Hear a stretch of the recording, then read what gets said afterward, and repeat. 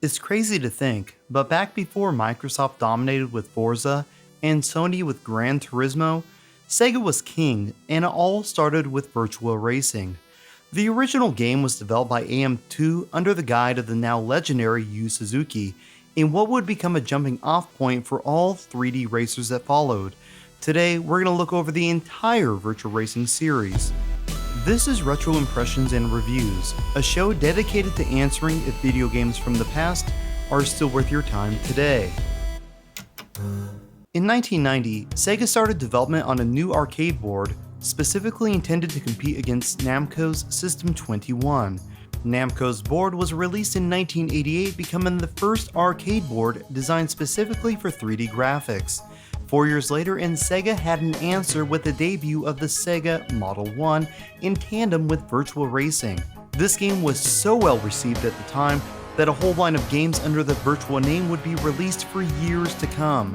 These games include Virtua Fighter, Virtua Cop, and Virtua Tennis. Sorry, Virtua Hamster, you're not part of this Virtua family of games. So what is Virtua Racing? It's an arcade-style racing game that pits you against 15 computer-controlled racers. Everyone is given an identically tuned Formula 1 car, so winning comes down to skill alone. When you start the game, you can choose from 3 tracks which are listed in order of difficulty. These are Big Forest, Bay Bridge, and Acropolis. Then choose from an automatic transmission or a 7-speed standard. The game starts you in the pit stop with 65 seconds on the clock.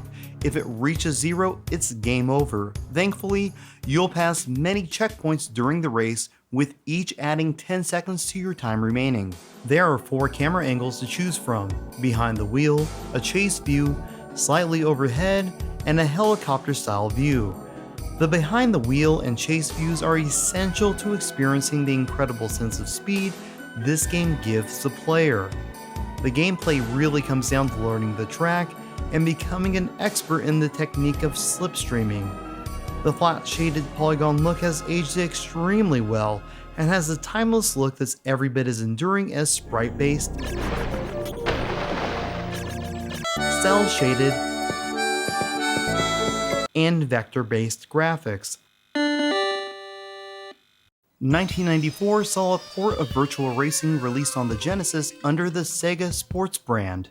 This was Sega returning fire to Nintendo, who had dominated living room conversations with the release of the FX chip-based Star Fox in 1993.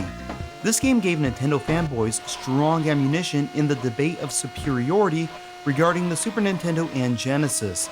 The history behind the Genesis port is incredibly interesting and involves the original team behind the Sega Model 1 board and arcade game development team not only developing the port, but designing an all-new onboard chip called the Sega Virtua Processor.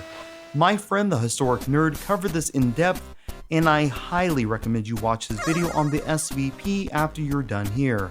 It's important to note that Virtua Racing is the only Genesis game that's not compatible with the 32X. If you're like me and have a Model 1 setup, this can be problematic as the 32X uses a Model 2 cable, meaning you will need an additional video out cable or a Model 2 Genesis just to play the game. It's a near perfect port in terms of gameplay, even adding a 2-player mode. Nothing is missing, and the limitations including serious cuts to the visuals are present due to the limitations of the Genesis rather than the powerful SVP chip. The sound also takes a hit here, with some sound effects being absent and only bits and pieces of various music tracks being present during gameplay. This would be the most expensive game Sega ever produced, costing $100 upon its release. This game not only has the expensive SVP chip, but also a custom cartridge and case. All this developed for one game and would never be used again. Although it's only a theory, I believe some of the shortfalls were done to keep this within the constraints of a 16 meg cart, as it was already quite costly, and moving up to the 24 meg cart that would be used in the 32X release would have most certainly guaranteed a price increase beyond the already outrageous $100 retail price. In 1994, Virtua Racing Deluxe released alongside the 32X as a launch title. It's a larger step going from the Genesis version to the 32X than one might expect. The graphics are greatly improved, as is the draw distance. 2 new high-quality 32X exclusive tracks have been added and feel right at home on this cart. In addition to the new tracks, there are 2 new vehicles that give a distinctly different driving experience. After going back and forth between the Genesis and 32X versions multiple times, I find the 32X controls slightly better, quite possibly due to the improved frame rate and visuals.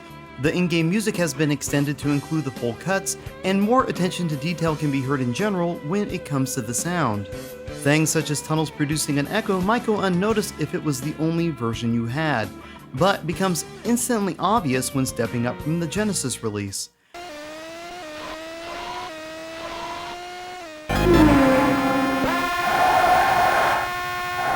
This is a true testament as to how great the 32X was, what it could accomplish, and why there is a fan base who still loves this system today.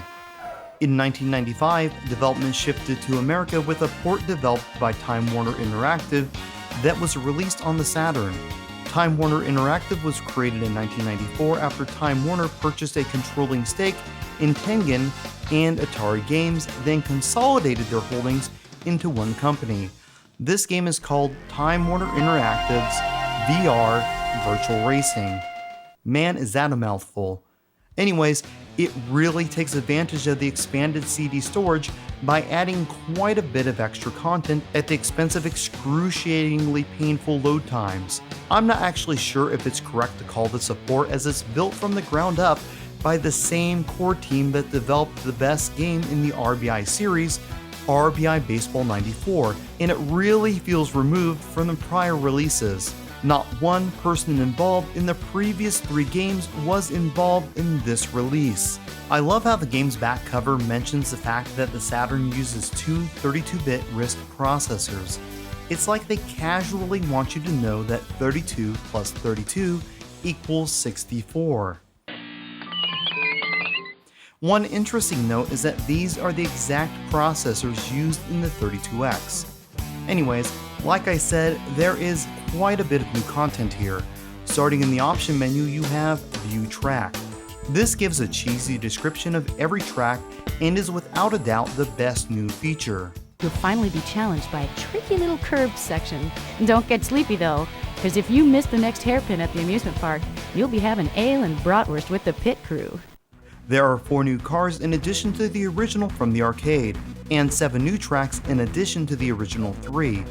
When it comes to the actual game, things have been dramatically changed. There is now a Grand Prix mode that allows you to race through a circuit while accumulating points based on the position you finish. These races are unnecessarily long at 10 laps apiece, and there is no option to adjust for more or less laps. There is also an arcade mode that feels like an obscene gesture to anyone who loved any version that came before this game. When they say arcade, they mean it's an unfinished, unpolished skeleton of the original arcade release. You can only choose from the original tracks and are given the original car.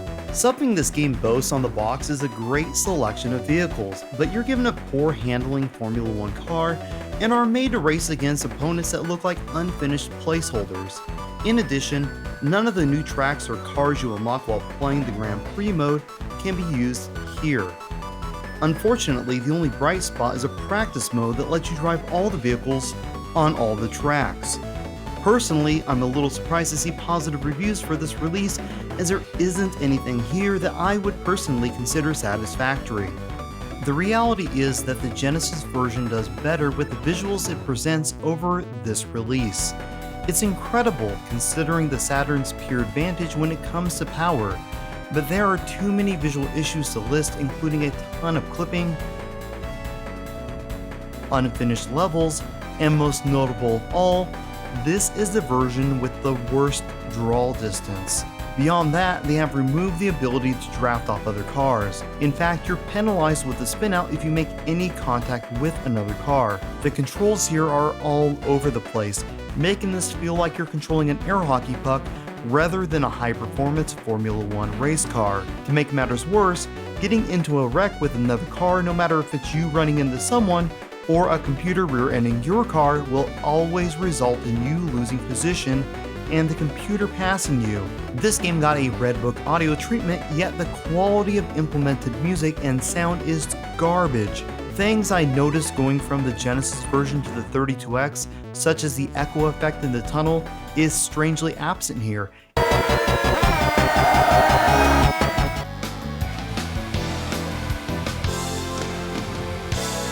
And it doesn't end there.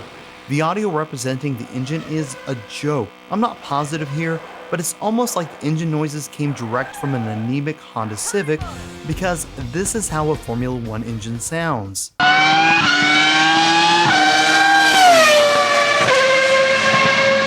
How about we slow this car down a bit and see how the engine sounds at full idle? That's odd, but not uncommon for this game, because it's riddled with bugs just like this. It's also worth mentioning that this game is advertised to work with the Sega steering wheel and is incompatible with the 3D controller. The final game released in the series was Virtua Racing Flat Out. Originally released as a standalone title in Japan, this game later saw physical release in the US as part of Sega's Classics collection on the PlayStation 2 in 2005.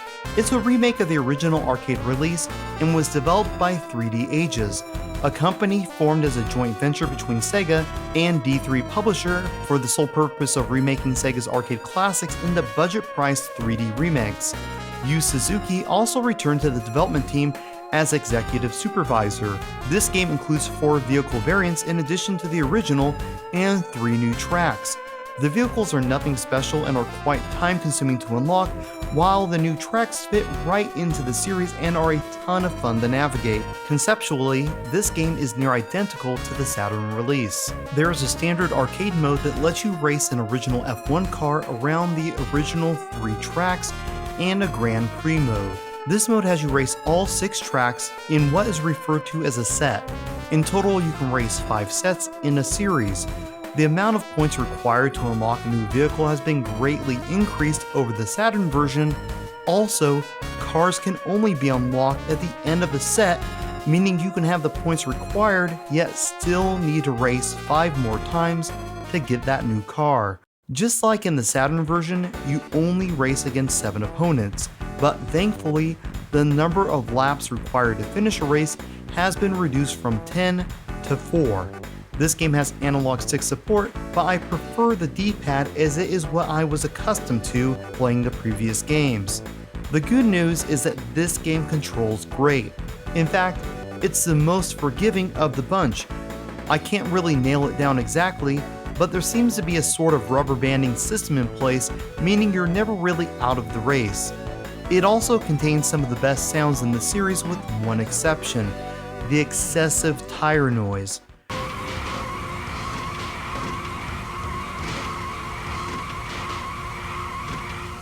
It gets incredibly annoying very quickly, and for a segment of people will ruin the rest of the solid audio experience. Beyond the tire noise, there are a few other issues. My first problem might seem like a small nitpick, but it drove me crazy that I couldn't change my speedometer from miles per hour to kilometers. My biggest issue though is just how dark this game is.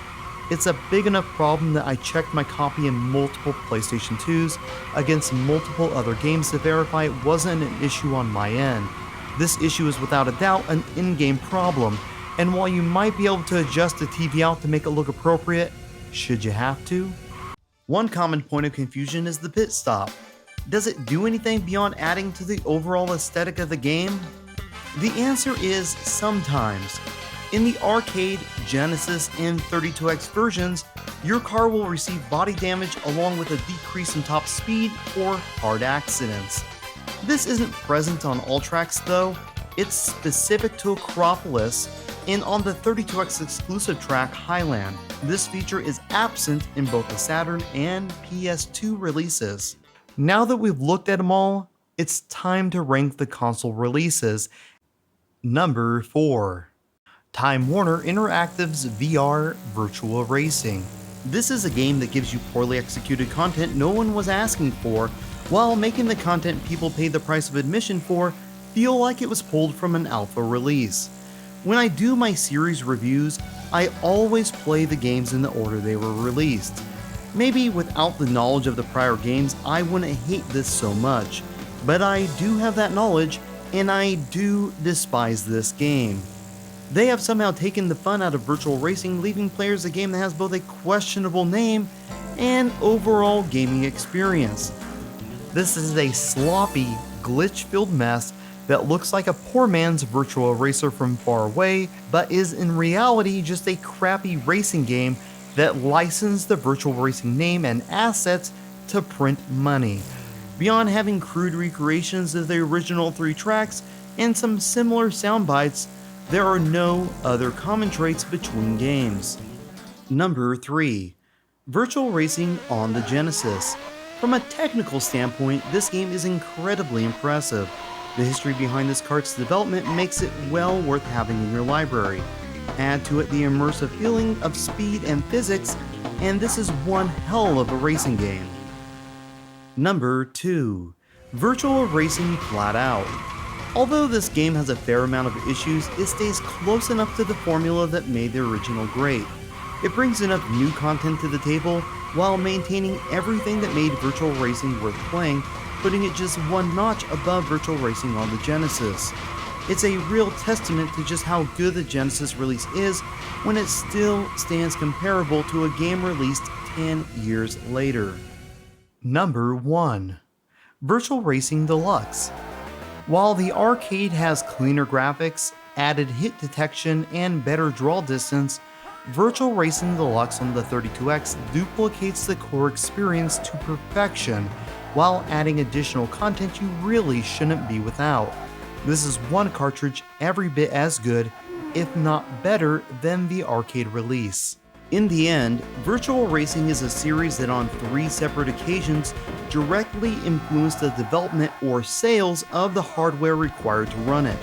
This is a fantastic racing game that is an absolute blast to play, and might just shock you when experiencing just how well executed the physics are and how good it actually feels compared to modern racing games. I highly recommend you pick up the version that suits you best and give it a go. Pause this, Rob. Thanks for watching. Feel free to leave a positive or negative comment letting me know your thoughts. Click subscribe and leave a like if you enjoyed the video. Until next time, I'm Jenovi, and this has been Retro Impressions and Reviews.